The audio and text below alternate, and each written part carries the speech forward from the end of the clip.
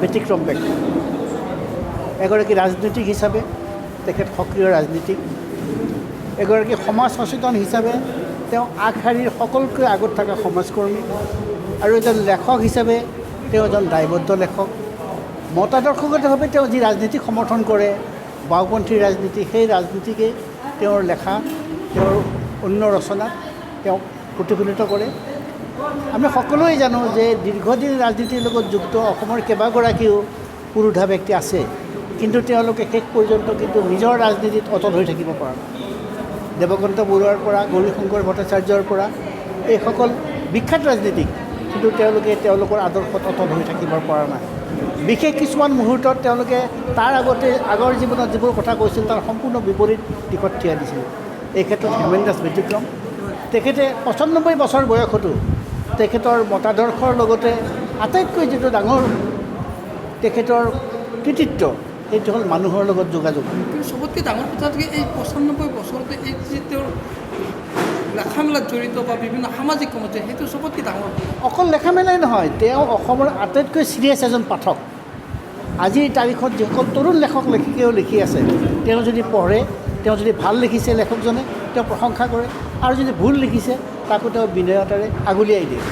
এজন লেখক সৃষ্টিৰ ক্ষেত্ৰত এজন সচেতন পাঠকৰ কি দায়িত্ব, সেই দায়িত্ববোধ কৰোঁ হেমেন দাসে ৬ দশকতকৈ অধিক কাল কৰি আহিছে। আপোনালোক সকলোৱে জানে যে তেখেতে লিখা আৰম্ভ কৰিছিল ৬০ দশকতে, আমাৰ প্ৰতিনিধি কাগজত, তাৰপিছত নতুন প্ৰতিনিধিত, আৰু সেই সময়তে তেওঁ লেখা যিবোৰ লেখা, সেই লেখাবিলাকত তেওঁৰ মতাদৰ্শগত স্থিতিৰ কথা প্ৰকাশ পাইছিল।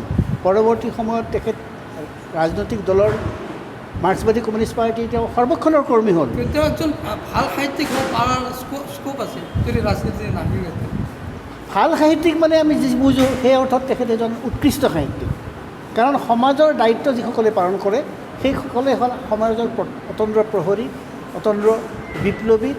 আমি সেইসকলকে মানুহে সমাজে মনত ৰাখে। কাৰণ অকল সাহিত্যিকে নহয়, আমি চকুৰ আগতে দেখিছোঁ কিছুদিন আগতে পৃথিৱীৰ এই সময়ত আটাইতকৈ ডাঙৰ বন্দিত যিজন বিজ্ঞানী ষ্টিফেন হকিংছে মৃত্যুৰ আগমুহূৰ্তত, তেওঁৰ 90% পেৰালাইচিছ থকা মানুহ, তেওঁ কিন্তু গোটেই পৃথিৱীত চলা অসমতাৰ বিৰুদ্ধে কৈছিলে। নটালৈকে পিছৰ পৰা খবৰ নাই, যেতিয়া 10টাত খবৰ পালোঁ যে গুৱাহাটীৰ পৰা মানুহ দুজন আহিছে কিতাপ লৈ, তাৰপিছতে কি হ'ল, মোৰ ঠাণ্ডা পৰি আছিল গাটো, সেইটো গৰম হ'ল, মোৰ পেণ্ট পিন্ধি দিছে মোক আজি হাতে যাই পেণ্ট পিন্ধি দিছে, ক'তটো আনিছে আনি যাওঁছোঁ। ১১টা চাই মিটিং নহয়, সিহঁতে যদি গুৱাহাটীৰ পৰা আগতে আহি থাকিব পাৰে, আমি কিয় জানো এতিয়া আহিছোঁ। এই মই সদায় মানুহক কৈ থাকোঁ যে মানুহেই মোক সহায় কৰি আছে দীৰ্ঘদিন যাই থকা। মানুহৰ মৰম যিটো, সেই মৰমে মোক এই অসুখৰ সময়তো আজি আগবাঢ়ি যাওঁ সহায় কৰিছোঁ। নহ'লে কিতাপ নলয়। মই আগতে হস্পিটেল বেডত থাকি এই উপন্যাসখন লেখা পঢ়িব পাৰি, কিন্তু চপোৱা সমস্ত কামবিলাক মই হস্পিটেল বেডত থাকে কৰিছোঁ। কিতাপখন আৰু 2বাৰ সংশোধন কৰিব পাৰিলোঁ হয়, কিন্তু মই সময় নাই। গতিকে যি লিখিছোঁ মই তাতে প্ৰেছত দিব দিছোঁ। সাধাৰণতে প্ৰেছত দিব লাগিলে বস্তু এটাই 3-4বাৰ ৰিভাইজ কৰিব লাগে, নহ'লে ঠিক নহয়। কিন্তু মই আজি এইবাৰ সেইটো নকৰিলোঁ, উপায় নাই। যিহেতু 2 তাৰিখ আহি আছে, তৎক্ষণাত ইয়াক দিছোঁ, ডিটেপি কৰিব, ভাতিজাটো তাতে লাগি থাকিব দিছোঁ। চুলতানক কৈছে প্ৰুফ চা, সেই প্ৰুফ চাই আছে।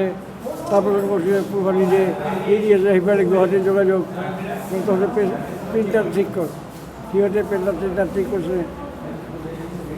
হস্পিটেল গৈ সিহঁতে লগ ধৰিছে একদিন দুইজনে। গতিকে এই মানুহৰ প্ৰতি মানুহৰ যিটো মৰম আছে, সেইটোৱে আমাৰ আচলতে জীয়াই থকাত সহায় কৰে। আৰু মোৰ